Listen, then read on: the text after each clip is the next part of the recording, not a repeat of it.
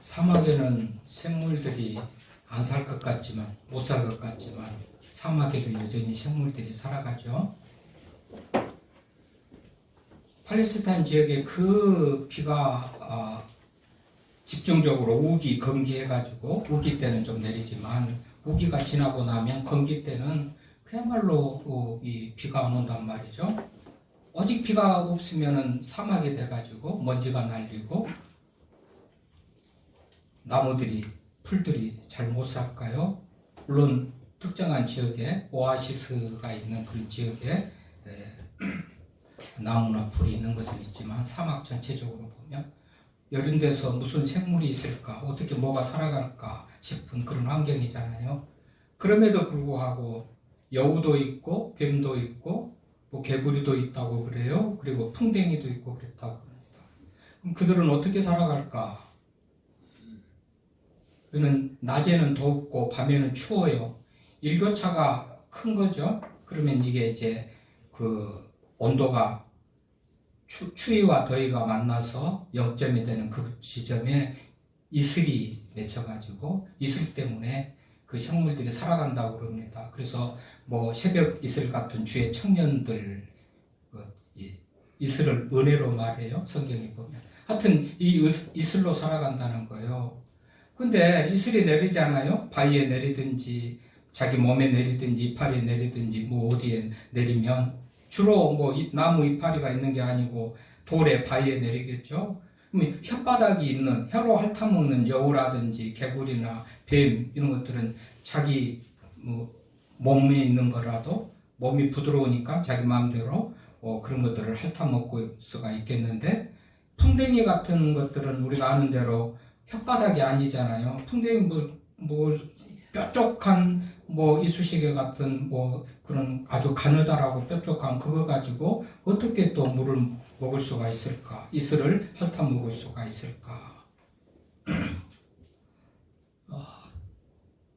사막을 연구하는 특수 그 전문가들에 의해서 그게 촬영이 되어지는데요. 풍뎅이가 어떻게 먹고 사는가? 물을 먹고 사는가? 이슬을 먹고 사는가?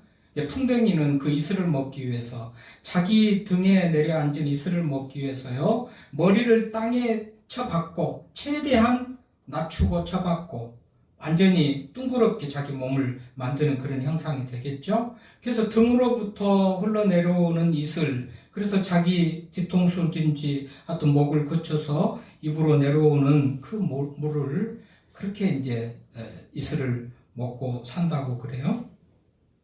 그러니까 여러분 몸을 구부려 가지고 최대한 머리를 땅에 닿도록 낮춰 있을 때 그 고통스러운 모습, 언제나 이슬이 등에서 흘러 가지고 입에까지 내려올지 모르는 그 긴 시간을 기다리고 그 고통 중에 기다리고 그러면서 흘러내리는 그 이슬로 풍뎅이가 생명을 유지해 간다는 그런 얘기입니다.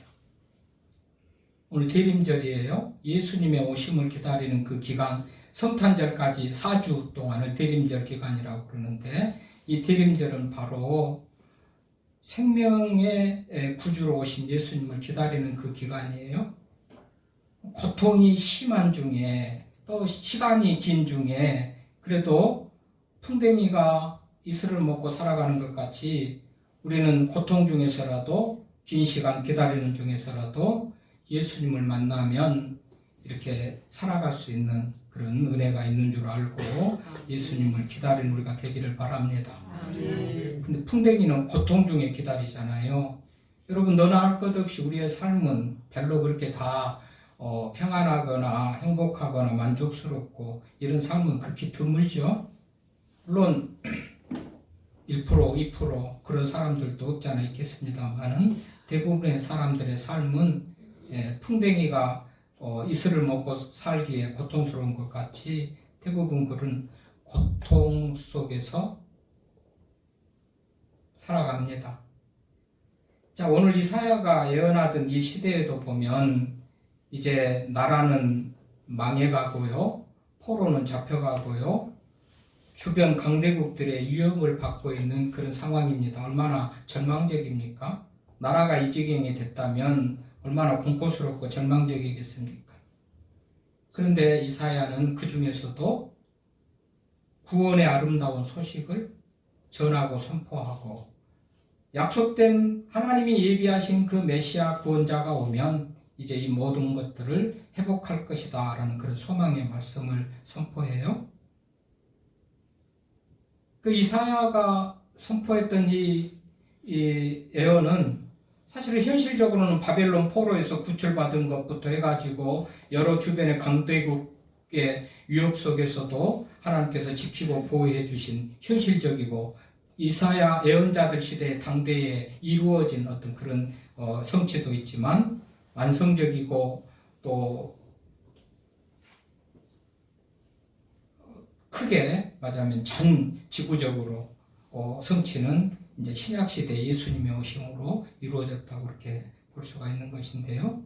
어쨌든 오늘 이사야가 선포하는 이 말씀을 보면 얼마나 이들이 지금 구원자를 필요로 하는 메시아를 필요로 하는 그런 상황 속에 있다는 것을 우리가 알 수가 있어요. 그러면서 메시아가 오시면 구원자가 오시면 이 모든 삶을 역전시킬 것이라는 그런 소망의 말씀을 하고 있는데요.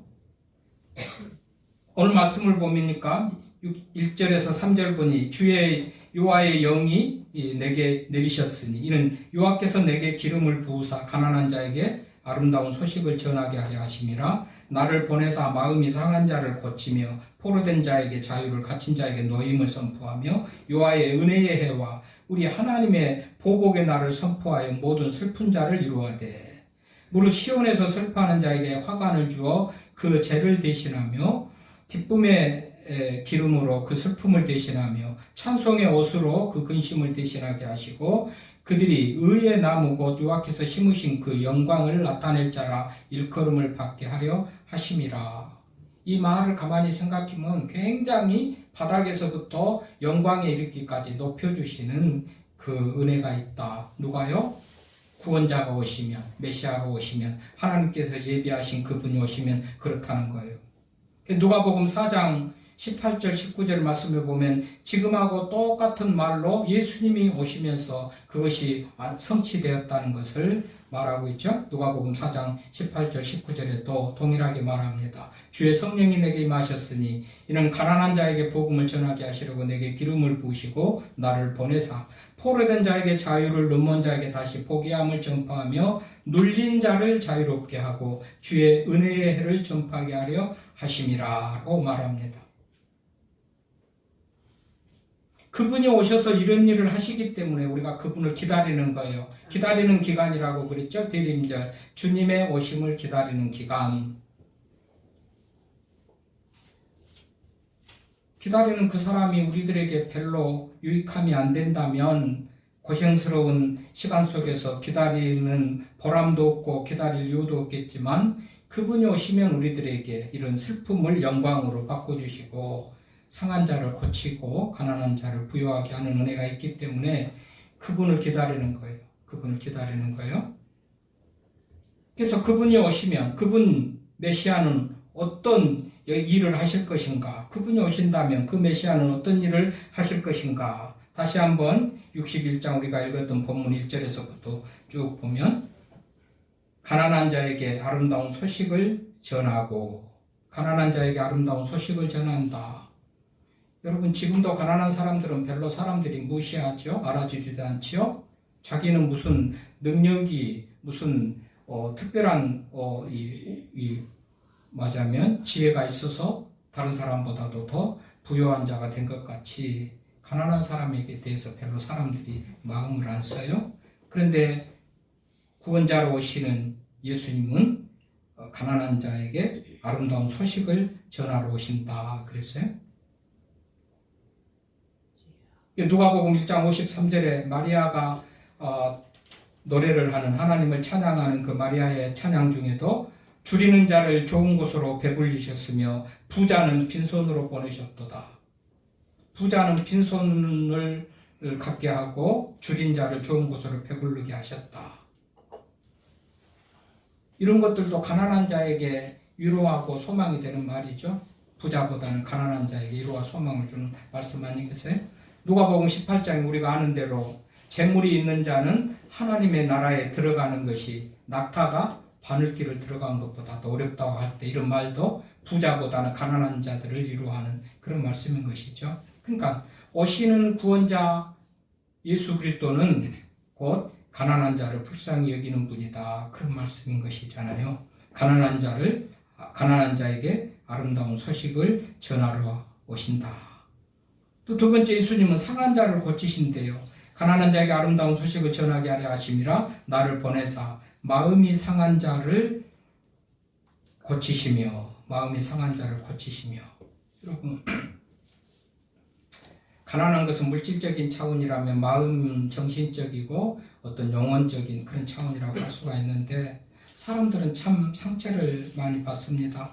마음이 상한 경우가 많이 있습니다. 사람들로 인해서 상한 마음일 때가 많아요. 사람들이 예민하기도 하거니와 사람들이 상처를 받기가 쉬워요. 그래서 마음이 상한 경우가 참 많아요. 왜 그럴까요? 우리가 좀 전에 67장 찬송가 부를 때도 질그릇 같은 연약한 인생, 우리 인간들이 근본적으로 질그릇 같은 연약한 인생들이에요. 그러다 보니까 이 말에 저 말에 별로 아닌 그런 말에도 마음에 상처를 입고 또는 환경 여건들로 인하여서 쉽게 좌절하고 마음에 상처를 입어요. 그래서 마음이 상한 사람들이 많아요. 그런데 예수님은 그 상한 심령을 고치러 오신다 그랬어요. 얼마나 인간들이 연약해서 질그릇 같아서 깨어지기가 쉬운지. 사람들의 말이나 위로는 일시적으로 순간적으로 위로가 될지 상처를 아물어주는 것이 될는지 모르지만 사람들의 그 위로나 이 치유는 완전하지 못하고요. 일시적이고 순간이에요. 그러나 예수 그리스도가 사람을 치유하시는 그 치유는 영원한 것이고 완전한 것입니다. 예수님이 마음이 상한 자를 고치러 오셨다고 그랬어요. 그분 예수님을 만나야 되겠잖아요. 그러니까 기다리는 거예요. 소망 중에 기다리는 거예요. 그분을 만나야 내 인생 문제, 특별히 마음의 상처를 또 가난을 해결할 수 있기 때문에 예수님 만나서 이런 역사가 있기를 바랍니다. 상한 마음이 치료되는 은혜가 있기를 바랍니다. 예수님이 마음이 상한 자를 고치러 오신 거예요. 여기 본문에 예수님이라고는 안 했지만 이분이 결국은 이 신약시대의 완성을 이루고 성취를 이루는 것을 보니까 이분에 대한 얘기였고, 구약에 여러 처녀가 잉태하여 아들을 낳을 것이고 임마누엘을 또 마태복음 1장 18절에 아들을 낳을 것이니 그 이름을 임마누엘이라 하고, 이 예수님에게 모든 것이 해당되는 그런 말씀인 것이니까 예수님이 오시면 그런 역사가 일어난다 그 말이란 말이죠. 그래서 마음이 상한 자를 고치고 포로된 자에게 자유를 준대요. 포로는 두 종류의 포로가 있겠죠. 당시 이스라엘 민족으로 현실적으로 하면은 전쟁에 패해가지고 이방 나라의 포로가 되는 경우, 남유다가 망해가지고 바벨론의 포로가 돼가지고 70년 포로 생활하다가 돌아오는 얘기가 있잖아요. 현실적으로는 국가적으로는 그런 일일 수도 있지만 또 포로는 꼭 그렇게 해서만 포로가 된 게 아니에요. 전쟁에 져가지고 된 포로도 있지만 살다가 어렵다 보니까 가난하다 보니까 빚을 빌려요. 돈을 빌려요. 빚진 자가 돼요. 근데 어느 때까지 빚을 갚지 않으면 여러분 빚 대신 노예가 되는 거예요. 그 사람이 노예가 되는 거예요. 자기가 되든 자녀가 되든 돈이 액수가 많으면 가족들이 다 노예가 되는 거예요. 이래서 포로가 되는 거예요.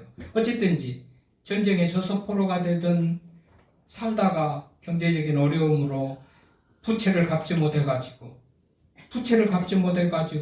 노예가 됐든지 간에 어쨌든지 갇힌 포로된 자에게 자유를, 이같이 기쁜 소식이 어디 있겠고, 갇힌 자에게 있어서, 포로된 자에게 있어서 이게 노임을 받고 자유를 얻는다는 것이 얼마나 기쁜 일이겠습니까? 경제적인 압박, 정치적인 압박, 여러 가지 우리가 정말 국가 제도적인 그런 위협과 압박도 우리가 받아요. 그럼 국민의 의무를 행한다는 거, 이건 의무라고 생각하고 할 수 없이 받아들이지만 그거를 감당하는 것은 여러 가지 압박이고 벗어나고 싶었잖아요. 그래서 절세, 세금 내는 것도 국민의 의무이지만 어떻게 하든지 세금을 절세하려고 여러 가지 방법들을 다 찾고,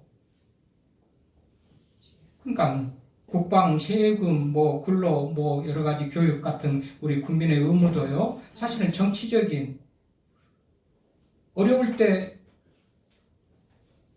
내가 내 돈 안 내고 낼 곳 없으니까 내 돈 안 내고 혜택 안 받겠는데도 혜택 안 받겠다는데도 정부에서는 억지로라도 내게 해서 의료보험을 내게 하고 뭡니까 뭐 국민연금을 내게 하고 그렇잖아요. 그런데 낼 때는 힘들어도 나중에는 우리에게 유익함이 돼서 그래도 힘든 중에도 냅니다만 어쨌든지 간에 정치적인 그런 압박 이게 어떻게 보면 감옥에 가둔 것은 아니지만 심적으로라든지 우리가 이렇게 포로된 자가 되어 있는 그런 삶을 우리가 산단 말이죠. 경제적으로 돈이 없어서 여러 가지 압박을 받잖아요. 정치적으로도 그렇고 제도적으로 그렇고. 근데 우리 예수님께서는 포로된 자에게 자유를 주러 오신다고 그랬으니 그분을 기다릴 만하고 그분을 만나야 되는 것. 포로된 자에게 자유. 갇힌 자에게 또 노임을 선포하고 포로는 뭐고 갇힌 자는 뭘까? 같은 비슷한 말인데 분명 그 의미가 다르기 때문에 포로하고 갇힌 자를 다시 다르게 말하겠죠. 포로된 자에게 자유를, 갇힌 자에게 노임을. 우리 말로는 느낌으로는 같은 것 같지만 사실 포로라는 것은 정치, 사회, 경제적인 그런 억압, 제도적인 환경에 그런 이 갇힌 자라면 포로된 자라면 갇힌 자는요 또 역시 정신적으로 어떤 거겠어요? 정신적으로 갇혔다는 것은 맨날 염려하고 근심하고 불안하고 두려워서 이게 정신적으로 갇힌 거예요. 그런 의미가 달라요. 포로된 자는 육체적으로 또 갇힌 자는 정신적으로 두려움과 염려와 근심, 걱정으로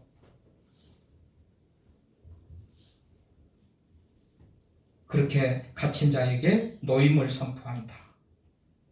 언제요? 언제 그랬다는 거예요? 여러분 2절에 보니까 여호와의 은혜의 해, 어떤 해? 은혜의 해, 하나님께서 구원하시는 그 해, 또 우리 하나님의 보복의 날. 우리로 하자면 예수님이 다시 이 땅에 오신 재림의 그날, 이 날이 은혜의 해가 되는 거고 보복의 날, 믿는 자들에게는 위로와 상급을 받는 날이고 믿음을 대적했던 하나님을 대적하고 믿는 자들을 힘들게 괴롭혔던 자들에게는 보복의 날이에요. 이게 예수 그리스도가 다시 오시는 재림의 날인데 어쨌든지 재림의 날이든 초림의 날이든 예수님이 오면 이런 역사가 일어날 것이라고 성경이 말하고 있죠. 초림 예수님은 사실은 이런 은혜를 가지고 능력을 가지고 목적을 가지고 또 오셨지만 그러나 로마를 이스라엘 팔레스타인 지역을 로마의 권력으로부터 자유롭게 하거나 여러 가지 그런 사람들이 기대했던 그런 역사는 일으키지 못했죠. 그러니까 대부분 사람들이 예수님을 메시아라 구원자로 불신하고 믿지 않았. 그래서 십자가에 달려 죽게 하는 그런 역사, 그런 오류를 그렇게 범하고 말았는데요. 어쨌든 예수 그리스도에 이렇게 오심으로써 가난한 자, 갇힌 자, 눌린 자, 포로된 자를 자유하게 한다는 것은 예수님의 오심으로부터의 어떻게 보면 시작이거니와 재림으로 완전하게 종결되고 완성을 이룬 그날은 예수님의 재림의 날로 보는 것이 이런 궁금증과 예수님이 오셨을 때 이미 오신 예수님이 하신 일을 완성하지 않았던 그런 일들을 우리가 생각해 보면 그때로부터 시작해서 재림으로 완성되어진다 이렇게 보시면 되겠는데 어쨌든지 은혜의 해, 보복의 날, 예수님이 다시 오시는 그날 우리는 완전히 역전되는 인생의 삶을 살아간다고 성경이 말하고 있습니다. 가난한 것은 가난한 자는 슬픈 일이에요. 가난한 것은 슬픈 일이잖아요. 그런데 보복의 날을 선포하고 모든 슬픈 자를 위로한다 그랬어요.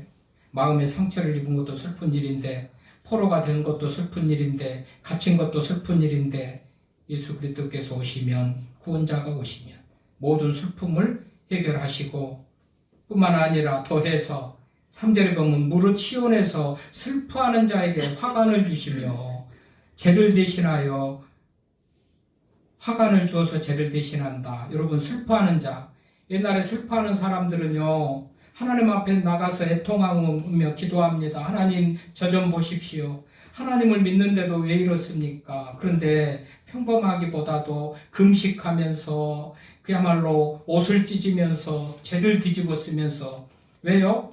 하나님 앞에 최대한 불쌍히 보여야 되고 애통하는 그 모습을 하나님 앞에 보이고 싶은 거예요. 하나님이 나를 불쌍히 여겨서 기도를 들으시고 응답해 달라고. 그러다 보니까 초췌하지요, 굶지요, 그야말로 몰골이 말이 아니지요. 그러면서 죄를 뒤집었으니까 얼마나 불쌍해요. 세상에 불쌍한 사람, 가장 불쌍한 사람의 모습으로 하나님 앞에 보이고 싶은 거예요. 그래서 슬퍼하면서 이 회개하면서 통곡을 하고 하나님 은혜를 구해요.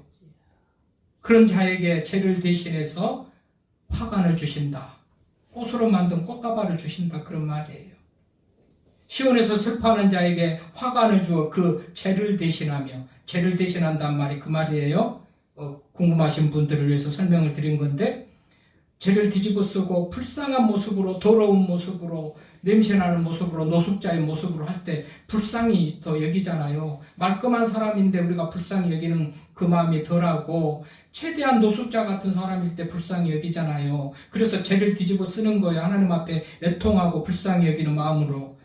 근데 하나님께서 그 죄를 대신해서 꽃다발을 주신다. 화관, 올개관, 꽃관을, 면류관을 주신다. 그런 말이에요.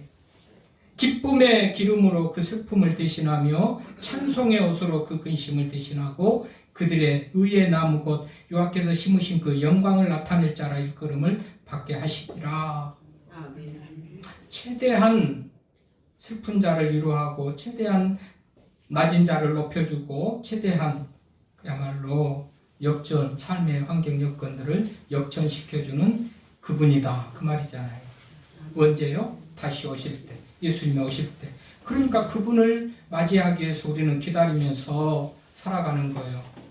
근데 늘 그분을 만나기 위해서 기다리는 그 긴 시간, 언제인 줄은 몰라요? 풍뎅이가 이슬을 먹으려고 그야말로 머리를 땅에 박고 등을 둥그렇게 굽어가지고 물이 흘러내기를 기다리는 것 같이 고통의 그 시간이 긴 시간일 수 있어요. 언제 내릴지 몰라요. 그러나 언젠가는 내리기 때문에 풍뎅이가 먹고 사는 것 같이 예수님이 오시면 이런 은혜를 우리들에게 주신다고 그랬어요. 그 날과 시는 약속 정하지를 않았어요. 그거는 아무도 모른다고 그랬어요. 그러나 반드시 오신다고 그랬어요. 그 날이 오면 우리 인생, 우리 하나님께서, 우리 주님께서 우리를 이렇게 역전시켜 주실 줄 믿고 기다리는 거예요. 그런데 기다리는데 봐요. 누군가를 약속하고 기다려요.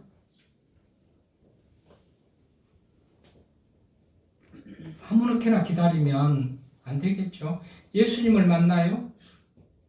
예수님을 만나기를 기다리는데 아무렇게나 기다리는 모습이 아니고 예수님을 믿고 신뢰하고 또 의지하고 예수님이 구원자신 것을 믿고 슬픔을 대신해서 기쁨으로 바꿔주실 것을 믿고 예수님이 하라고 하는 일을 하고 하지 말라는 것을 안 하면서 그러면서 기다리는 거예요. 이게 대림절 기간이에요.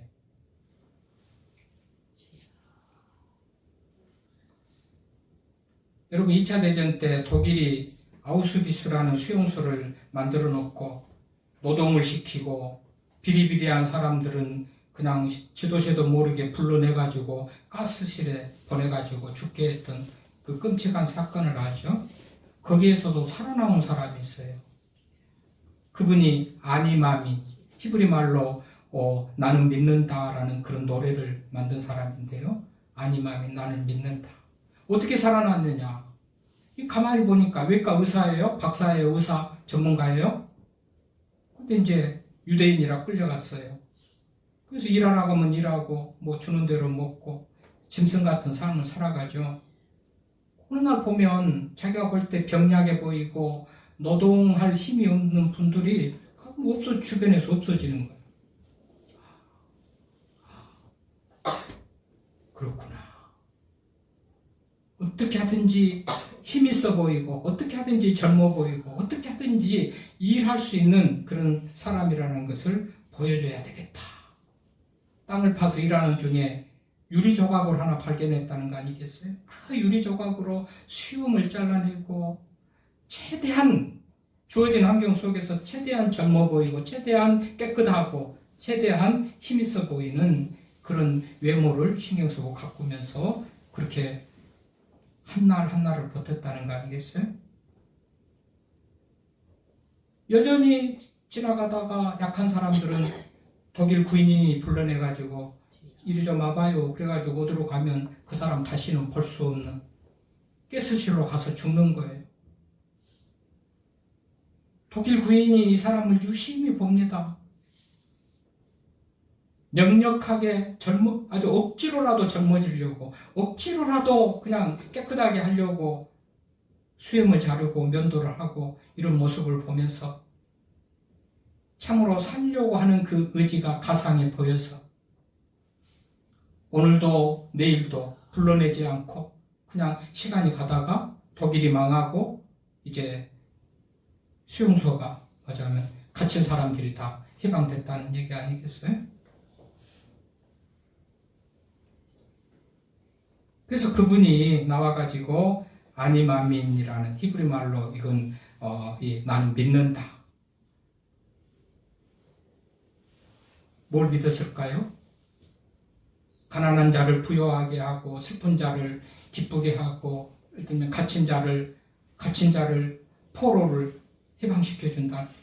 그런 구약 성경의 하나님의 말씀을 믿었던 거죠.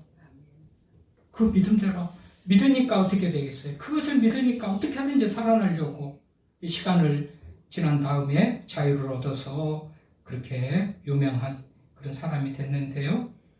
여러분, 예수님이 오시면 우리 인생도 이렇게 바꿔주신다고 그렇게 말합니다. 마음이 상한 자를 고치고 포로된 자에게 자유를, 갇힌 자에게 노임을 선포하고 은혜의 해와 보복의 날을 선포하여 모든 슬픈 자를 위로한다. 보복의 날, 은혜의 날, 예수 그리스도가 다시 오시는 재림의 그날. 여러분, 다시 만날 예수님 바라보면서 소망 가운데 고통이 크다 할지라도 고통이 큰 만큼 하나님의 위로가 클 줄로 믿습니다. 그렇게 견디면서 예수님을 만나면 내 인생 바뀌어진다는 믿음을 가지면서 소망 가운데 나가는 우리 모두가 될 수 있기를 바랍니다. 하나님 감사